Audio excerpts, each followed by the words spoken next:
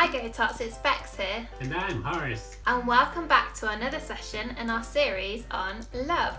We've been working through 1 Corinthians 13 to learn all about what the Bible tells us love is. And you know what? I think we should start off today by going through that verse again. Do you want to do it with me? Love is patient. Love is kind. It does not envy. It does not boast. It is not proud. It does not dishonor others. It is not self-seeking. It is not easily angered. It keeps no record of wrong. Love does not delight in evil, but rejoices in the truth. It always protects.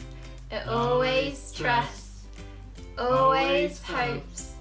And always perseveres. Love never fails. There's so much in that verse, and we've already learned so much.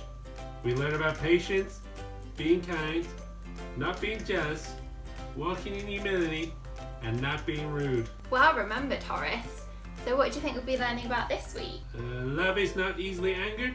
Well done. Yes, this week we are learning that love is not easily angered.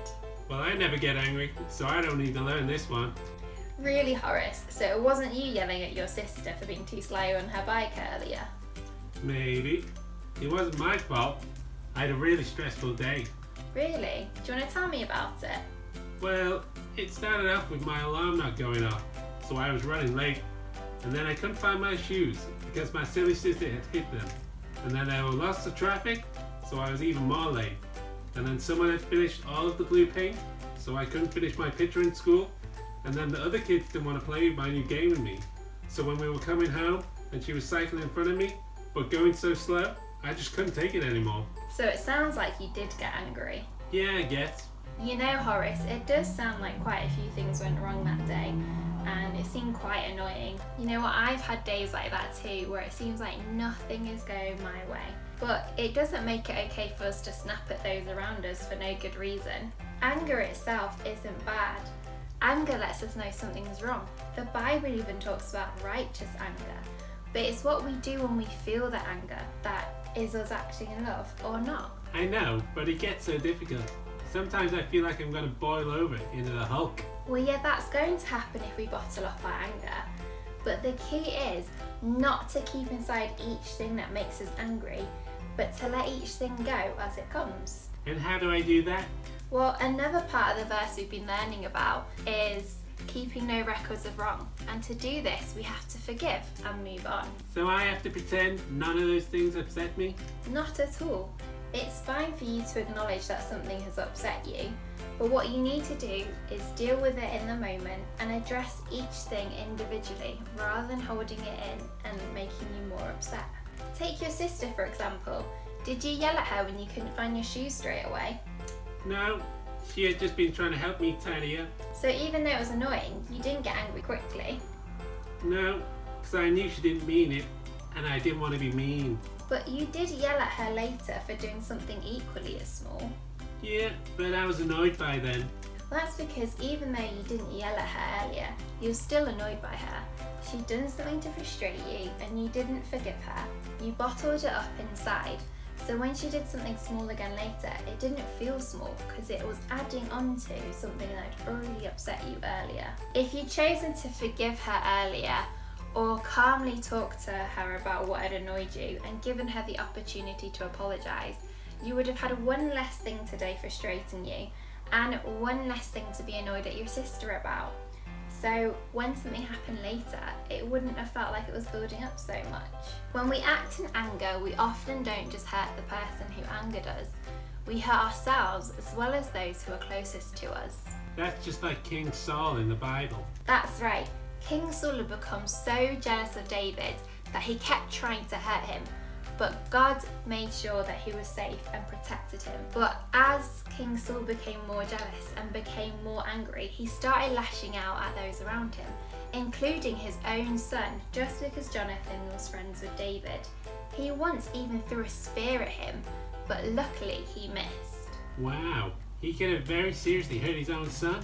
Just because he wouldn't deal with his anger at David? Exactly, and that's why it's important that we deal with our anger when it comes up. by giving it to God, praying for peace, and choosing to forgive them. You know, I think I've got a little science experiment that demonstrates this perfectly. Okay.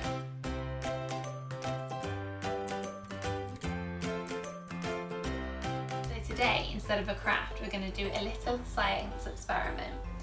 So you're going to need something that you can clean up just in case it overspills a bit more, which is why we are in our kitchen on the floor today. And we have a tray to collect everything to make it easier.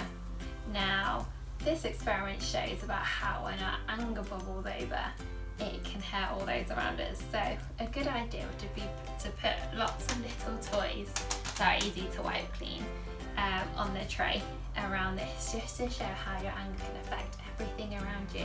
Unfortunately, we don't have any toys here in my flat. So yeah, so all we're going to need is something clear. So you could use a bottle or a vase. We are using a cup, and you need some warm water and put a few drops of food dye in, or I put some paint in because I don't have any food dye, a couple drops of washing up liquid, and then you're going to put a couple spoons of baking soda or bicarbonate of soda in. Just sprinkle in.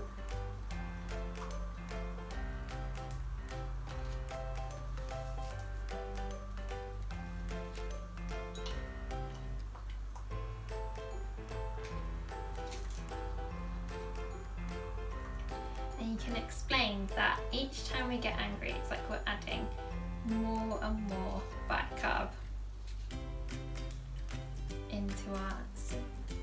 into our hearts. So we're adding more and more things that can make us angry if we don't forgive.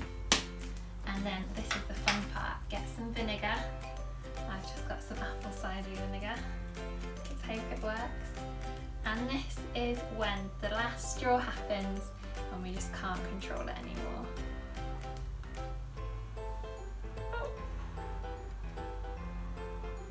And the more we don't forgive, the more it all just bubbles over. And our anger affects everything around us. So why don't you try this at home? That was a lot of fun. Okay, I'll try not to get so angry so quickly anymore. Exactly. Remember, GoTots, God wants to help you. So if you feel yourself getting angry and you think you might explode, just take a deep breath, close your eyes and pray. God, I'm feeling angry.